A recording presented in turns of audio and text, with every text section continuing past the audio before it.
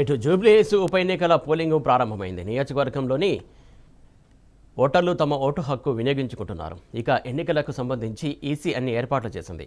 అన్ని పోలింగ్ స్టేషన్లలో ఓటింగ్ సరళిపై నిఘా పెట్టింది. ఉదయం 7 గంటల నుంచి సాయంత్రం 6 గంటల వరకు పోలింగ్ కొనసాగనుంది. ఈ నేపథ్యంలో పోలీసులు భారీ బందోబస్తు ఏర్పాటు చేశారు.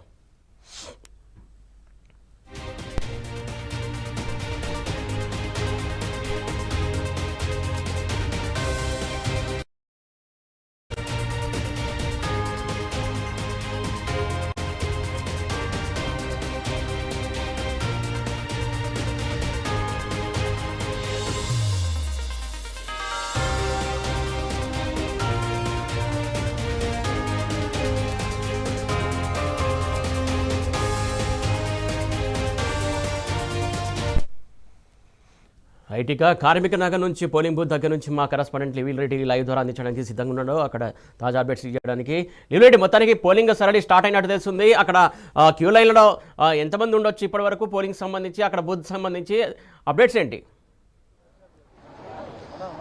జుబ్లీహిల్స్లో మాగంటి గోపీనాథ్ అకాల మరణంతో వచ్చిన ఉప ఎన్నికకు సంబంధించి కొద్దిసేపటి క్రితమే పోలింగ్ ప్రక్రియ ప్రారంభమైంది. పోలింగ్ సంబంధించి జుబ్లీహిల్స్ నియోజకవర్గ వ్యాప్తంగా 7 డివిజన్లు ఉన్నాయి. 7 డివిజన్లలో 4,01,365 మంది ఓటర్లు 407 పోలింగ్ కేంద్రాల్లో తమ ఓటు హక్కు వినియోగించుకొని ఉన్నారు.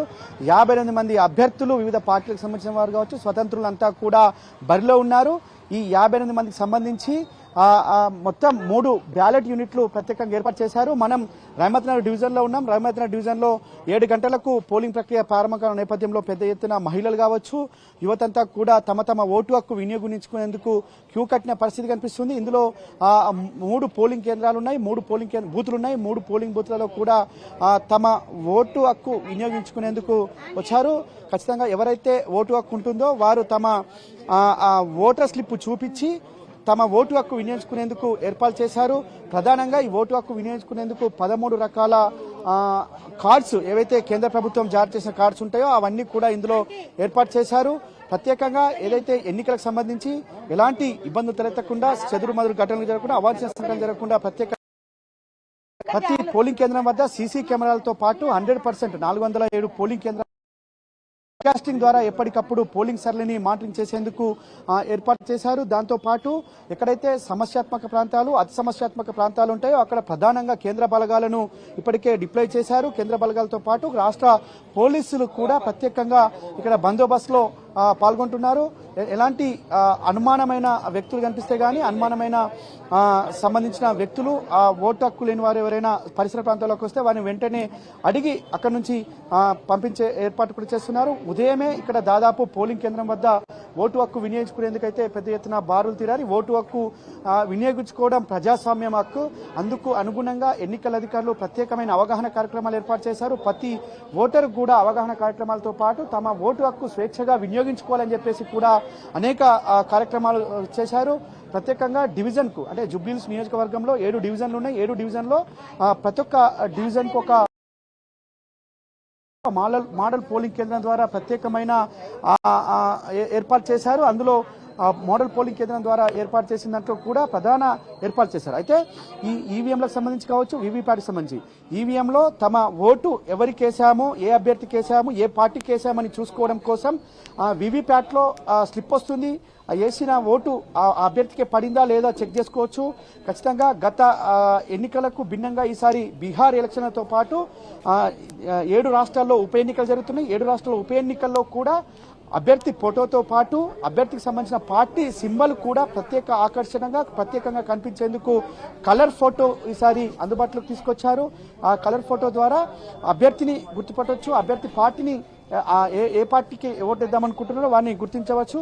పూర్తిగా ఎన్నికలకు సంబంధించిన సరళిని ఎప్పటికప్పుడు మానిటరింగ్ చేసేందుకు ఫ్లయింగ్ స్క్వాడ్స్ అందుబాటులో ఉంచారు. ఫ్లయింగ్ స్క్వాడ్తో పాటు మొబైల్ పోలీసు ప్యాట్రోలింగ్ ఏర్పాటు చేశారు. మొబైల్ ప్యాట్రోలింగ్ తర్వాత ఇటు ఫ్లయింగ్ స్క్వాడ్స్ ఏదైనా ఇన్ఫర్మేషన్ వస్తే అక్కడికి వెంటనే చేరుకొని వారికి సంబంధించిన ఎవరైతే ఇన్సిడెంట్ ఏదైతే ఏమైనా గొడవలు చేస్తే గానీ ఇతరత్ర అల్లరి చేసే ఆస్కారం ఉంటే వెంటనే వారిని తీసుకునే విధంగా అయింది.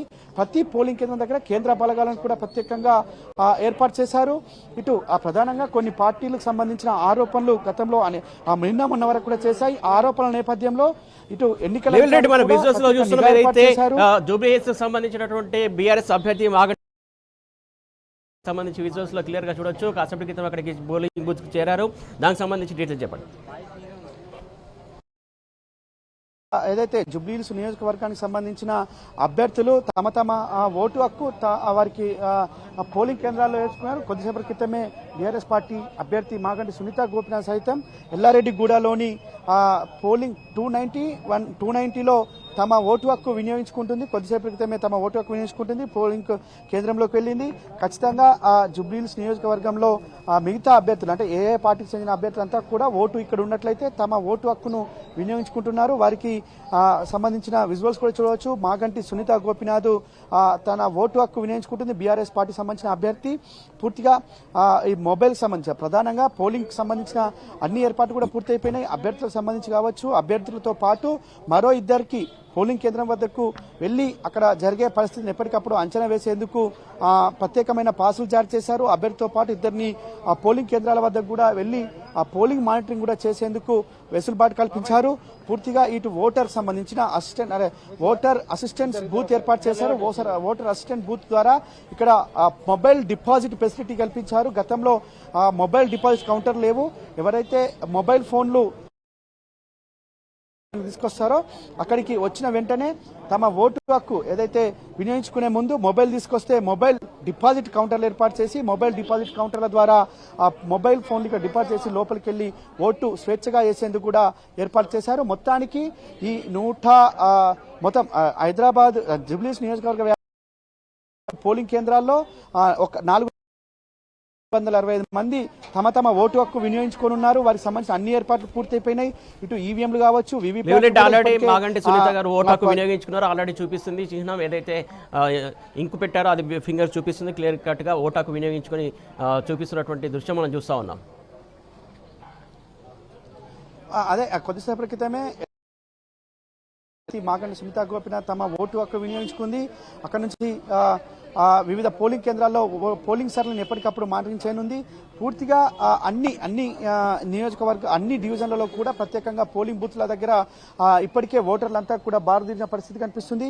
ఈ పోలింగ్ సంబంధించి ఓటు హక్కు వినియోగించుకునేందుకు 13 కేంద్ర ప్రభుత్వం జారీ చేసిన ఐడి కార్డులను కూడా ఏర్పాటు చేశారు. దాంతోపాటు ఎపిక్ కార్డు కూడా ఉంటుంది. ఓటర్ స్లిప్ కూడా ఇప్పటికే దాదాపు ఓటర్ స్లిప్ల పంపిణీ కూడా నియోజకవర్గ వ్యాప్తంగా కూడా పూర్తయిపోయింది. ఓటర్ స్లిప్లు ఒకవైపు, మరోవైపు ఇటు ఐడి కార్డ్స్ ఇవన్నీ కూడా పూర్తయిపోయినట్టు కనిపిస్తుంది. ఈవీఎంలకు సంబంధించి కావచ్చు, వీవీప్యాట్లకు సంబంధించి ఏమైనా మరో 20% అదనంగా కూడా పోలింగ్ కేంద్రం వద్ద ఏర్పాటు చేశారు. టెక్నికల్ ఎక్స్పర్ట్స్ కూడా ఎప్పటికప్పుడు మానిటరింగ్ చేస్తూ పోలింగ్ సరళి పూర్తయ్యే వరకు కూడా ఇవంతా కూడా ప్రక్రియ కొనసాగనుంది.